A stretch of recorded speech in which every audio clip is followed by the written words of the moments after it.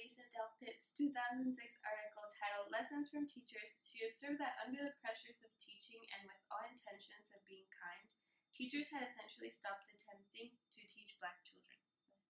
They showed how oppression could arise out of warm friendliness and concern through a lack of challenging curricula and evaluation.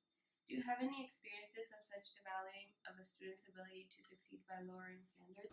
In 7th grade, so middle school, there was a new student from Korea who was placed in my earth science class. His first language was Korean, but I thought he spoke English pretty well. He did, however, bring an electronics translator to the class to help with the technical terms. And I was seated next to him. The teacher, Mr. T, he walked over one day and said, "I've noticed that you've been using your translator a lot. And I know that you're at a slight disadvantage because of your language, so I'll be lenient. I'll grade you based on participation and you putting in effort instead of right or wrong." And he just walked away. A few weeks later, the new student comes to me and says, "I'm not very happy with what the teacher just did because I actually want to be assessed like the other students to see how well I'm doing in the class and whether or not I need to improve."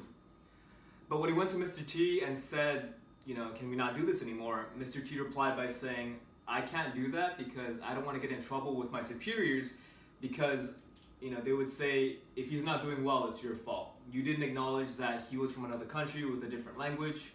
So in this way, I would say that Mr. T, or at least the people he reported to, saw language as a problem, as something that wasn't supplemental to learning, which is an idea touched upon by Crawford 2000.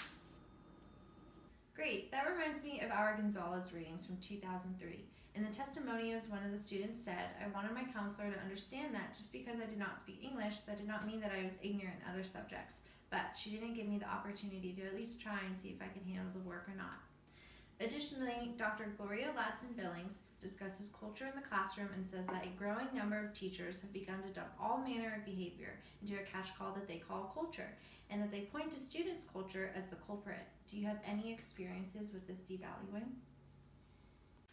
Yeah, that reminds me of Foley 1996, where he said ethnic groups generally construct oppositional cultural identities through their expressive cultural forms. One thing my parents always said to me growing up was that as a Korean, I have to be cutthroat, I have to be competitive. And one of my teachers, who actually was Korean, said this to me, where going through high school and college, don't help anyone else. Don't tell them what you're doing outside of school. Don't tell them, where you're working, where you're interning, where you're volunteering. And that kind of made me mad. So despite that, I actually just freely told people what I was doing. And I'm here at UCSD, so I'm happy, right? And me helping other people didn't cut myself short.